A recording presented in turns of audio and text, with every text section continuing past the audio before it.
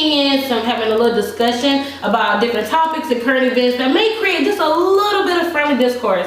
I would like to introduce my co-host. We have recording artist Jamal St. Clair. Soon to be multi-platinum. Yes. And Miss April Robin from Elevate with Robin. What's good, y'all? And I'm Shayna Foxworth from Sudan to the People. And today on the episode of TVT, we'll be giving our thoughts on the recent Supreme Court ruling that is going to affect the LGBTQ community. 153-year-old magazine that is finally naming their first black editor-in-chief. And then, of course, we have to discuss B. Simone's issues with the 9-to-5 guy. So, if you haven't heard right now, North Carolina is very much so in an uproar. They are celebrating and excited on the fact that you cannot be fired for being in the LGBTQ community at your place of business. So this is disheartening that we had to wait for the Supreme Court to step in to say like, hey, this is illegal and it should be something that's not happening. So we have a lot of activists speaking out and saying, yes, we are excited about this, but this is not the last step. We have to keep going because I don't know if you know, but if this only applies to places that have over 15 employees. Right. Right. So in your words, what do you think are some things that we can do to further this goal for the LGBTQ community? Speaking about it, it's just the title, what is it, Title 7? Yeah, Title 7. Title 7. I really think that people should rally to have this this law like revisited. Right. Because it still discriminates. It can still discriminate against housing and things like that. Mm-hmm. And there's and healthcare and all that. And I feel like there's so many different avenues to where discrimination can be present. And I feel like we should attack those same avenues with one bill. We don't have to split it up. It doesn't have to be a thing. So I think we should continue to rally for those laws to be changed. Right. Granted, it's a step in the right direction, but like you said, there's so many people that are left out, and we need to include everybody because everybody's human at the end of the day. Yeah, go ahead. I was going to say that revisiting the fact that we need to start normalizing this more as far as media is concerned and just having those faces present in television is extremely important. The reason being is that I love that we have like the TV show hosts. However, that entire cast is members of the LGBTQ community, and a lot of them are trans. Yes. And it's a beautiful thing to watch. I was educated watching that TV show. However, I wish we could have more trans people a part of regular movies. You know what I'm saying? I just think that this is something that we must start opening our minds and our hearts to in order for change to really come, because laws are laws, but just like what's going on right now within the black community, we're continuously, getting discriminated against, and I just feel like this community is also suffering from that as well. And so just because there are laws in place, people are still dying, people are still in fear for their lives, there's a lot of hate crime towards the LGBTQ community, and I just think that this is something that we need to become more comfortable with. And in order for that to happen, again, we must start making these faces and these voices become more present within our own communities as well. Right, because brown and black lives matter, and the fact that we have to remember that within the LGBTQ community, we do have brown and black brothers and sisters who are being marginalized by their own black community. And last thing to your point is just like, I feel like, but I know you said that, that laws are laws, but I feel like some people only respect laws because laws unfortunately normalize things. Right. Because that's set in place to say, well, people can't do such and such to you. But, since we're talking about, discrimination and things like that, let's talk about some workplace discrimination and things like that. Amanda Seals, right? Yeah. Right. She was a host on The Real. But she recently stepped down. She said, I've arrived at this, I arrived because my contract is up at The Real, and I did not renew it because it doesn't feel good to my soul to be at a place where I cannot speak to my people the way that they need to be spoken to, and where the people who are speaking to me in disparaging ways are not being handled. And she says, I'm not in a space where I can, as a full black woman, have my voice and my coworkers also have their voices, and where people at the top are not respecting the necessity of black voices to be at the top too. Yeah. And my question about that was, would you be willing to give up a stream of income to provide a voice for the black community? Oh, 100%. Absolutely. Yeah. Okay. Who wants to go be in a place where they have to code switch the entire time, especially on the show that's called The Real? you're supposed to be real AF, and you can't even do that because people don't respect you. And I think something that we always see is that we have so many shows that are coming out saying like, hey, we're real, we're culture, we're diverse, we're inclusive, but at the end of the day, the show is whitewashed. I don't know if y'all heard about the show that's on Netflix called Black AF or whatever. Right. A lot of people had a lot of pushback about that. The show is where it's called Black AF, but I promise you the majority of the audience watching that is probably white because it's stuff that we can't relate to. Honestly, I don't really care for it, but so I think it's very important to be at a place where your voice holds weight because at the end of the day, I feel like a lot of people forget that the white psychology and the black psychology are not the same. So if I'm promoting this show as the real and I'm as a black woman sitting here talking right now, I'm going to talk about my black experiences. I'm going to talk about what makes sense to me, what I understand. And I also want to hear from my other black, speakers or, Hispanic or Asian American, whatever it is. I want to be able to speak. Like she said, her own cast members cannot speak freely. And so I think, yes, I would definitely leave because my thing is at the end of you are losing because you're losing your voice and that is a weight that you will carry every day you sit on the show and smile. Absolutely. Oh, good. That reminds me of just being in a workplace where you feel like you're walking on eggshells and you can't really truly be yourself. I found myself in that situation, and honestly, it's just that Amanda is too real for the real. I do think that she's gonna prosper after this, and she's gonna have her own thing, and she's gonna do so well because she does voice her opinion. And a lot of times it is for the collective. We can relate to it, and we need to have those conversations that she is trying to have. I think that also maybe in the beginning stages of her contract being signed and her being interviewed for the role, I'm not sure how that exactly happens as far as new cast members coming onto a TV show, but I think that maybe the interview in itself wasn't as enticing and revealing as to what it was each party expected. The producers of the show and Amanda Seales herself. And so I think that the real isn't necessarily the real talk that we all want to hear that Amanda wants to give to us, and we just have to accept that and let the real be what it is and have Amanda create her own show or continue to use her own platform, and I promise you it's going to blossom. So you know me, I always like to play devil's advocate, right? Sure. So but what about the ratings, right? Because we all know in the entertainment industry there's such thing as being too real and being too black, right?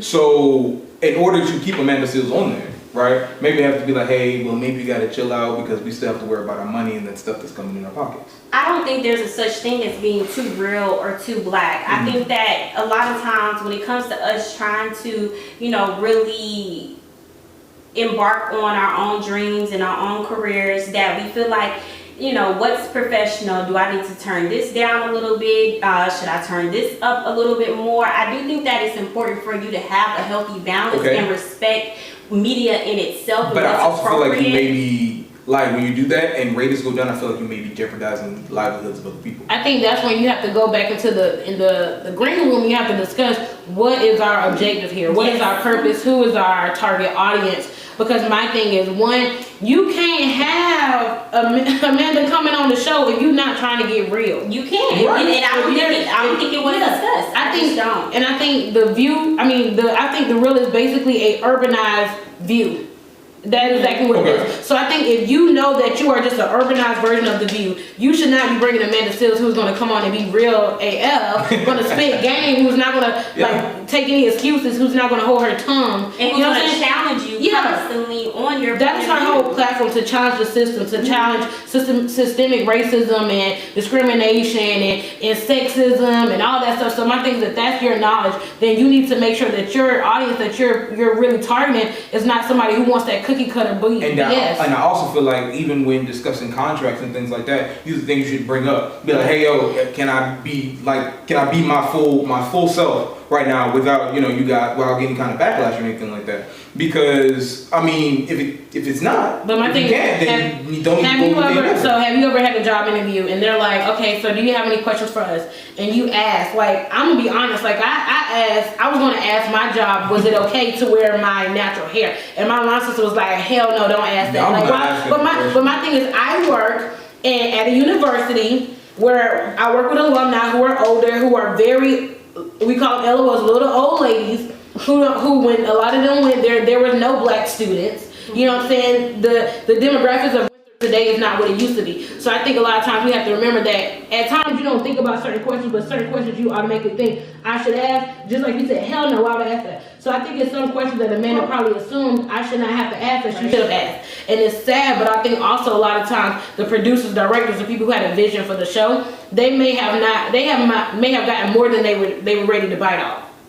What is it? You bite off more than you can chew? That's what it was. Yeah. Amanda gave him a full ass mouth. Full ass mouth. Okay, soul food, baby. Soul food. You know what I'm saying? I think that's what it is. Amanda did not think she needed to ask possibly certain questions that she thought, she may have even been led to believe the show was going to go in a certain direction. Because if we be honest, let's take it a step further. Lonnie Love does not always walk a certain road. You know what I'm saying? Sometimes she takes a little detour. Sometimes she don't be with the BS, you know? See, but I think the difference between Lonnie Lynn and Amanda Seales is that both have comedic points, but Lonnie Lynn has more comedic undertone to things sometimes, right? But Amanda Seales be but you right at you. And I appreciate that because we need that. They don't.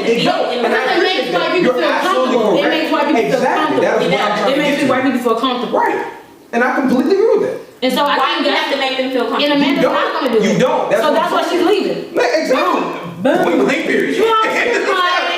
I mean, literally. We just had a whole experiment just here. Okay, we done went through the whole thing. So listen, talking about things in workplace still, right?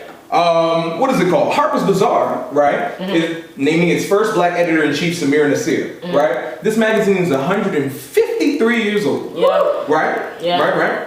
And it is now, just now, naming its first black editor-in-chief, right?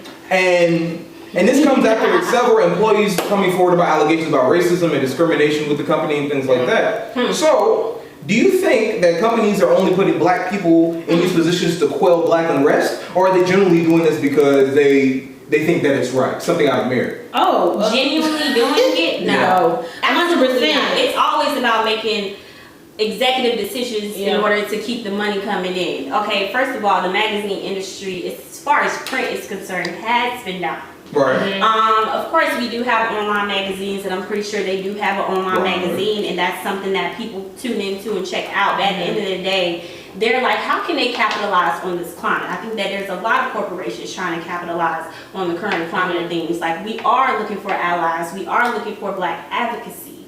And so I do question whether or not, the intentions were genuine. I think it's amazing, and I congratulate him for, his accomplishment in achieving such a huge role. I think it's a beautiful thing, but why did it take this? At the end of the day, 150 years, you have to question whether or not, the intentions were pure. And in my opinion, I don't believe that it was genuine. Doesn't matter.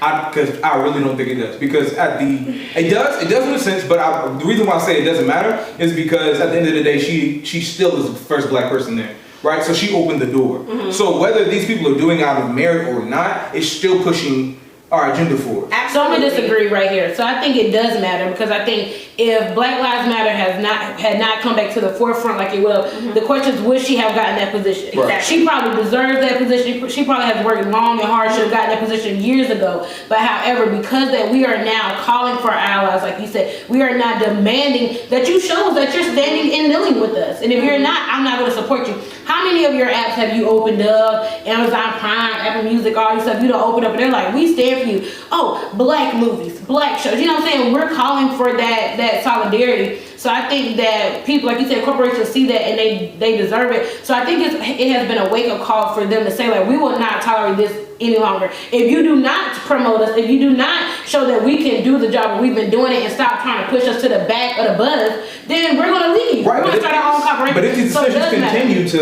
if these decisions, whether based on merit or not, continue to push our agenda forward, then what's the problem? I didn't say it was an issue. I just said that at the end of the day. So, okay, what I will say, the underlying issue to this is the fact that it matters. Are you truly pushing our agenda if you are promoting people and still not allowing them to have their autonomy and their power within the position? if you are still on the forefront saying like, hey, I But we support don't y'all. know this in this instance. Exactly, we don't know, so only can time tell. Right. But I do think, yes, it is important that we do hold people accountable, that we do have them Holding step up. people And I think, like accountable. Amanda still said, like she needs black voices at the top. So I'm glad that, you know, Bazaar now has their first black editor-in-chief who can carry the tone of the black, hopefully carry the tone of the black people and not be whitewashed. But I do think this is something that we're going to continue to have to pay attention to and see. So, Okay, guys, that was a great conversation. Let's grab a drink and take a quick commercial break. We would like to give a shout out to this amazing artist that's responsible for this artwork behind us, Taco Casa. Taco Casa. Feel free to check him out on all social media at Built for Tough 94. Right now. Meow. Meow, meow, meow. Hey y'all, hey, welcome back to the Black Thought. Thank you for joining us for our amazing commercial break where we were able to highlight some fantastic artwork. So as you can see, we have had a chance to grab our little TBT drink of the day. We are so excited to get in. Okay, look, tasty, ain't it? So, taste of the sea. So thank you again, and we are going to get into a little more good, fun conversation before we are over here today. Let's talk about B. Simone. All right, let's talk about it. What you Okay, got? so B. Simone made some controversial remarks on Nick Cannon's radio show called Nick Cannon Mornings. Right. And basically, he asked her, what is she looking for in a man? And she stated that he can't have a 9 to 5 and he must be an entrepreneur. My question to you all is, do you guys think that the collective had a right to take offense to her just stating her preferences, or do you think that it was more so her choice of words and how she worded it in that sense? Because we're all entrepreneurs, okay? And at some point, either we currently do or we have had a 9 to 5. And so we're able to understand the 9 to 5 world as well as entrepreneurship. And so I'm curious to know, what are your thoughts as far as once you are fully within your entrepreneurship careers, do you think that you will still be dating someone who has a 9 to 5? I know you're married, Jamal, but I mean, but listen, first of all, I feel like, let me start here. First of all, I feel like people, your opinions are going to be your opinion, right? And she has a right to voice her opinion, right? Whether or not you take offense to it is up to you, right? And I feel like her preferences are her preferences, and she wasn't disrespectful in saying it. She was basically saying, I do not want to be with anybody who doesn't understand the kind of lifestyle that I have. I'm an entrepreneur. I may be up at 3 a.m. typing emails. You may not understand that because you're trying to sleep because you got to go to your 9 to 5. It's not knocking your 9 to 5, but I just need you to be understanding of me, and I want you to be in the same place that I am. And I don't want us to be working for anybody. I want us to work for ourselves and be successful that way. right. There are so many ways that, you know, somebody who is working 9 to 5 can be successful. That's fine. They make good money. But as for her, that's her preference. There was nothing wrong with that. Now, we get into cancel culture so quickly just because we say something that, you know, somebody doesn't like. Agreed. And oftentimes, granted, sometimes opinions can be detrimental to certain causes, right? But I do feel like we should get to a point that where we can still have opinions and still have, like today, friendly discourse. I think the thing we have to remember here is like, yes, it is definitely okay to have your own opinion, but you also have to be prepared for people to not accept your opinion, people to not like it, people to disagree. Exactly. And I think when it comes down to cancel culture, we have so much like a community on Black Twitter that once you say one thing that is not in line with a large number of people, then you're going to see some results that may not be to your liking. So I think the issue is, like you said, I think it was just the way that she said it, and I think that was the issue. Because I'm gonna be honest, when I heard it at first, I was like, girl, don't be hating on the 9 to 5. Because my thing is, your man could be working 9 to 5, and he could be a CEO. He can be the owner. My thing is, you can still be an entrepreneur and still have 9 to 5 hours. A lot of people who are entrepreneurs still go to their brick and mortar, their jobs, and they work from beginning to end. They just happen to also get there at 6 a.m. and be there till maybe 3 a.m. as well, sending emails. I respect that, and I understand that. Continue. However, I feel like earlier you were talking about the Black community and us being, you know, having the same opinions when it comes to a lot of things, and we do have a lot of cancel culture within our own community that I honestly can't get down with. And I think that we need to really look into ourselves and really work on ourselves and say, like, why are we canceling our brothers and sisters just because they don't have the same opinions as us? Or, like, it's okay to disagree. You said that they don't, you know, like, the problem is that the collective at the time within our community wasn't agreeing with her comments. But I think it's wrong. Like, we need to learn to accept that we all don't have to agree. But I think you gotta remember one thing: we are accepting. I think the people who supported her in what she said,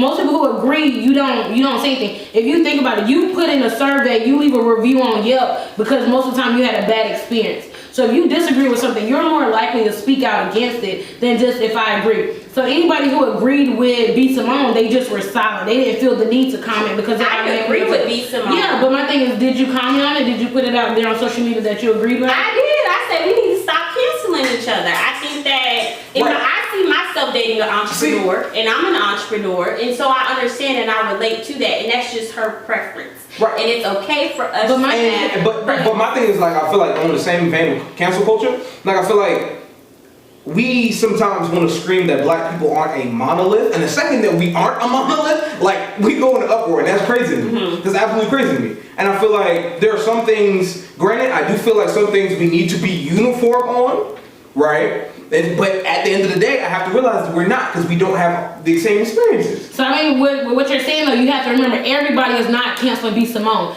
The people who are in disagreements in what she's saying, they are canceling. So I think another underlying issue is the fact everybody thinks that people are freaking canceling her altogether, and it's not everybody. The people who are canceling her are speaking out. So my thing is, we can't sit here and say all black people are canceling B. Simone because all people are not. Nobody said that. But my thing is, when you think about it, you're like, oh, we all need to stop doing this. But my thing is, I think it's because so many people are assuming everybody is canceling her, and it's just like the way y'all are saying y'all aren't canceling her. But I think also when we get into the reason that B. Simone is getting canceled, it's not just because of her 9 to 5 comments. It's also about the fact that baby girl has been commented as stealing content from somebody else's books. So we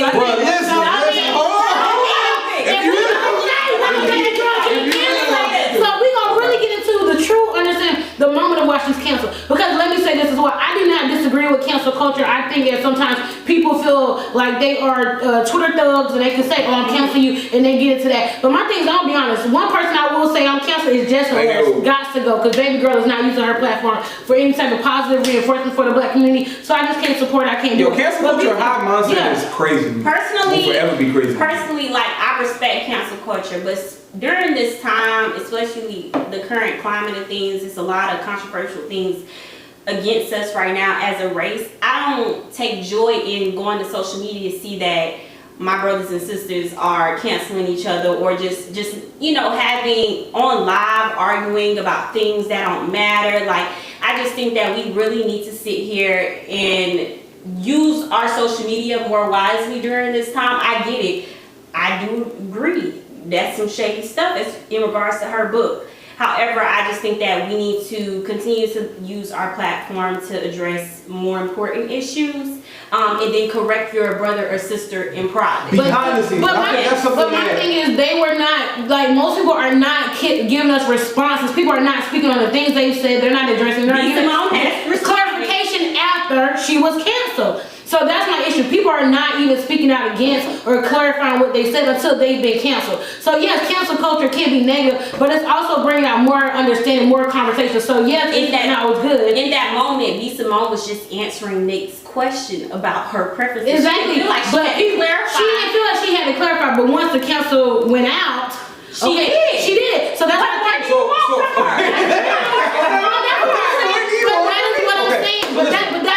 What I'm saying is the fact that if they did not cancel her, B. Simone would have never brought up the conversation again. The shit would have just lied, okay? So it just would have been a sleeping dog lying down. Yeah. To April's point, I do believe that we should stand uniform on some things and reprimand people in the background, right? Absolutely. Because whether or not we think as a monolith, whether or not we think as a monolith, I feel like other groups, right, think that we do, right? And the second that somebody else comes out and says something contradictory to what we've been pushing for, it just dismantles our entire point of doing things. Yeah. Like we talked about last episode. We talked about the sheriff, clearly a black man, right? And the black community is in an uproar, but because he said something, someone will be like, well, he said he doesn't think for himself. No. Right? No. And that's how. But we understand we are a monolith. Other people don't. But I feel and like I think that's but I feel like in what you're saying, that's also supporting cancel culture because we're saying like we don't stand by what B. Simone said, or we don't stand by what the sheriff said. That we're canceling what was said. That is showing people of other races that no, we do not have. We do not. I said I did. But that's my interpretation. That's my interpretation. But my thing is because people. You said you do. I'm sorry. I'm like. You did say, no, I was actually going to agree. He didn't say that he's but you say he did. Not in support of cancel culture. He did say that he was. However, during this time, I think it's ultimately important for us to remain as a united front and stop canceling each other in public on social media because it's a lot more other things. We still see people getting shot on our timeline. We still, it's a lot of deaths, a lot of things going on, and I just think that it's much more important things to address. So my thing is, what is the solution? Let me talk about what I said. So what is the solution? How do we hold a celebrity accountable in private? Are we sending notes through the mail? She already addressed it. Let it be that. Why does she owe you guys more? Don't say you guys because I'm not you guys. Writing a statement, but what verbally getting on video. But my thing is, what literally, I need you to listen to what I'm saying. What I'm saying is, y'all say y'all want us to hold them accountable in private. How are we supposed to do that as the masses? People who have issues with what people are saying. How do we hold them accountable if, like, other than social media? Because last time I checked, Beyonce is not giving us her phone number to call her and tell her, hey, B, that was wrong. You should have said that. You should. So my thing is, I'm asking, what solution can y'all offer to the cancel culture? That's my thing.